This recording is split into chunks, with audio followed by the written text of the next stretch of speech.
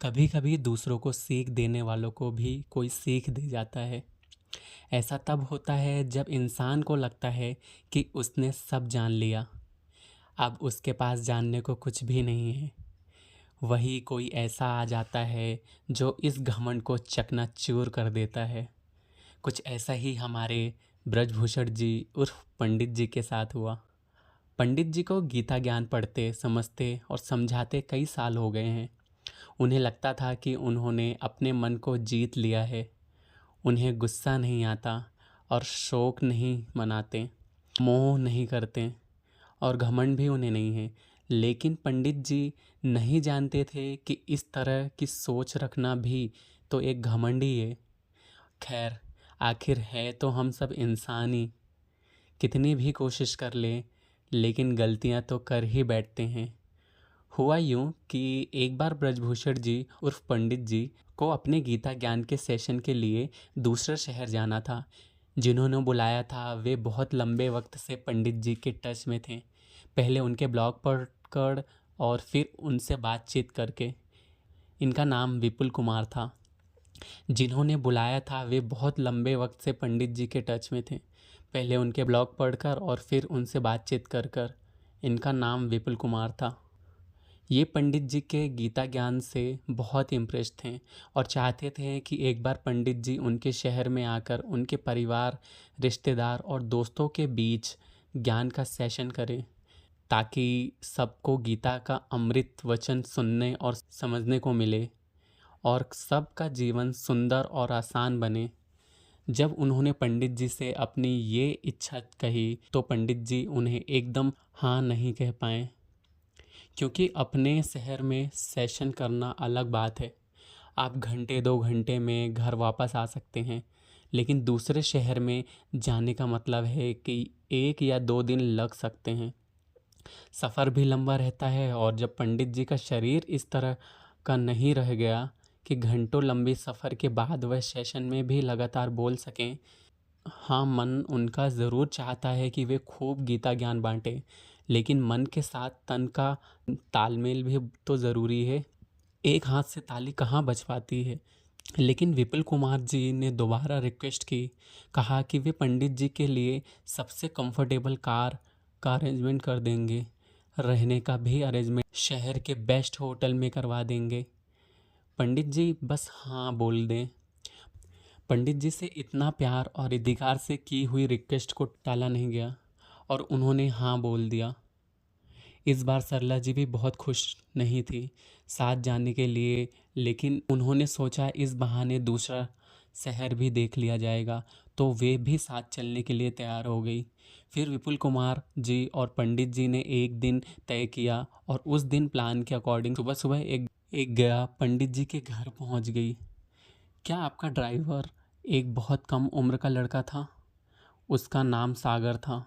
सागर ने बहुत तमीज़ के साथ पंडित जी को विश किया और फिर उनका सामान रखवाने में पूरी मदद की। आपकी बातचीत और काम करने के तरीके से वे बहुत वेल मैनर्ड और प्रोफेशनल लग रहा था। अपनी आदत के हिसाब से थोड़ी दूर के सफ़र के बाद पंडित जी सागर से बातचीत करने लगे। सागर के बारे में पूछने पर उसने बताया कि वो एक बहुत अच्छी फैमिली से बिलोंग करता है। उसके फादर एक अच्छी प्राइवेट कंपनी में अकाउंटेंट है। माताजी भी प्राइवेट स्कूल में टीचर हैं। 2 बड़ी बहनें हैं जो वेल एजुकेटेड हैं और अब शादीशुदा हैं। सागर ने अपनी कैब ड्राइवर बनने की जो कहानी सुनाई वो काफ़ी इंटरेस्टिंग थी। उसको स्कूल से ही अपना बिजनेस स्टार्ट करने का मन था। वह अपने बेस्ट फ्रेंड आकाश के साथ मिलकर खूब प्लानिंग करता कि हम ये करेंगे वो करेंगे। आकाश भी उसी की तरह एक मिडिल क्लास फैमिली से था। स्कूल के बाद दोनों ने बिजनेस मैनेजमेंट को कोर्स में एडमिशन लिया और इस कोर्स के दौरान सागर को पक्का यकीन हो गया था कि वो नौकरी करने के लिए नहीं बल्कि अपना बिजनेस करने के लिए बना है। कोर्स पूरा होने के बाद उसके और आकाश के पास एक बहुत अच्छे बिजनेस मॉडल का प्लान था, लेकिन सबसे बड़ी प्रॉब्लम फंडिंग की थी। उन दोनों ने बहुत सारे इन्वेस्टर्स से बात की।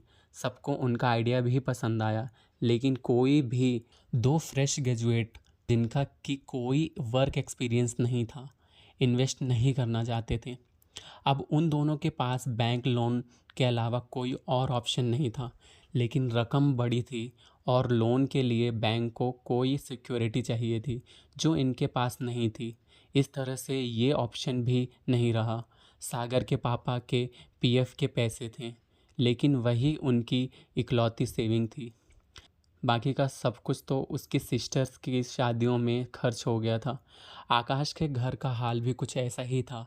सागर ने बहुत कोशिश की कि किसी तरह उसका स्टार्टअप शुरू हो सके, लेकिन सब बेकार ही रहा। अब अब उसने उम्मीद भी छोड़ दी थी कि कुछ ऐसा हो सकेगा। आकाश और उसने तो अपने लिए जॉब देनी भी शुरू कर दी थी।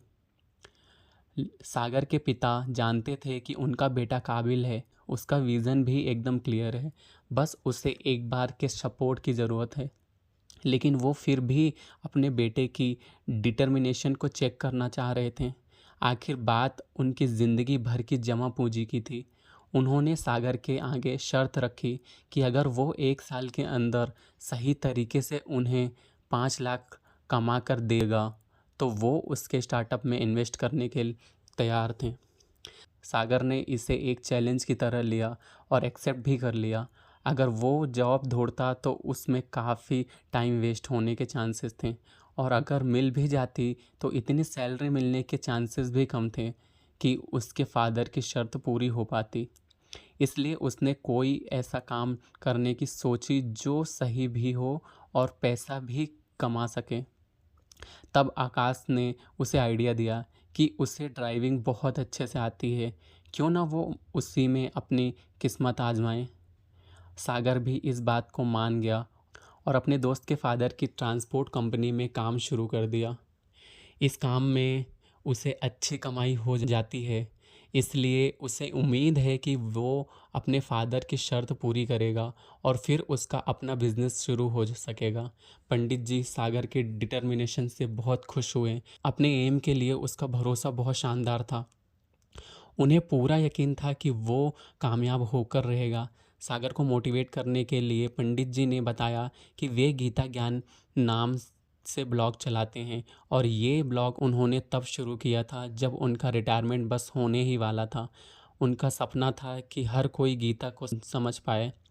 धीरे धीरे मैंने बहुत सारे लोगों को अपने ब्लॉग से जोड़ा, उन्हें गीता ज्ञान से आसान शब्दों से मिलवाया, और आज देखो किसी के इनविटेशन पर गीता ज्ञान का सेशन लेने जा रहा हूँ।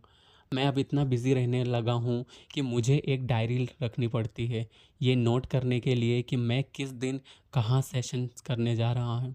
हाँ, जब इस उम्र में इतना कुछ कर रहा हूँ तो तुम भी ज़रूर अपना सपना पूरा करोगे। पंडित जी की बातों में इतना मैं था, और उसमें से हल्की ही सही लेकिन अहंकार की बू भी आ रही थी। आप गीता ज्ञान को लोगों तक पहुंचाते हैं? सागर ने पंडित जी से पूछा। बड़े खुश होकर पंडित जी ने कहा, हाँ, तभी आपका मैं नहीं छूट रहा। माफ़ कीजिए, लेकिन मैं आपकी बातों से महसूस कर सकता हूँ। इसके बाद कार में सन्नाटा छा गया। कोई कुछ नहीं बोला। पंडित जी को रियलाइजेशन हुआ कि वे वाकई में उन्होंने तो गीता से सबसे बेसिक ज्ञान को ही भुला दिया था कि अहंकार सबसे बड़ा दुश्मन है। पंडित जी को गीता का यह श्लोक याद आ गया। दाने तपसि शौर्ये च विज्ञाने विनये नये विस्मयो नहीं कत्व्योन बहुरत्ना वसुंधरा। श्लोक का मतलब यह है कि इंसान को अपनी दानशीलता, तप, शूरवीरता, विद्वता, सुशीलता और नीति निपुणता का कभी अहंकार नहीं करना चाहिए, क्योंकि यह धरा बहुत से शुरू से भरी पड़ी है। अर्थात शेर का सवा शेर कहीं ना कहीं होता अवश्य है। अगर हम सिंपल वर्ड्स में कहें इसे, तो दानशीलता का मतलब होता है अपने पास जितना है उस हिसाब से दूसरों की हेल्प करने या उन्हें डोनेट करने का जज्बा। तब का मतलब भगवान की भक्ति, बहादुरी, नॉलेज, अच्छे नेचर में डिप्लोमेटिक होने का घमंड नहीं करना। बेशक ये सब बहुत अच्छे गुण हैं, लेकिन इन सब गुणों में भी आपसे भी बेटर कोई ना कोई ज़रूर होता है।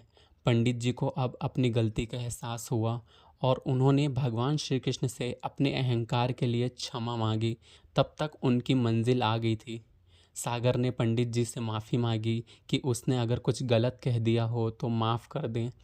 बदले में पंडित जी ने उसे हाथ जोड़कर कहा कि वो तो उनका गुरु निकला जिसने उनकी आंखें खोल दी। सागर ने पंडित जी के पैर छू लिए। सरला जी ये सब देखकर भावुक हो गई थी। पंडित जी ने भगवान श्री कृष्ण से उनके मन को हमेशा अहंकार से दूर रखने की प्रार्थना की।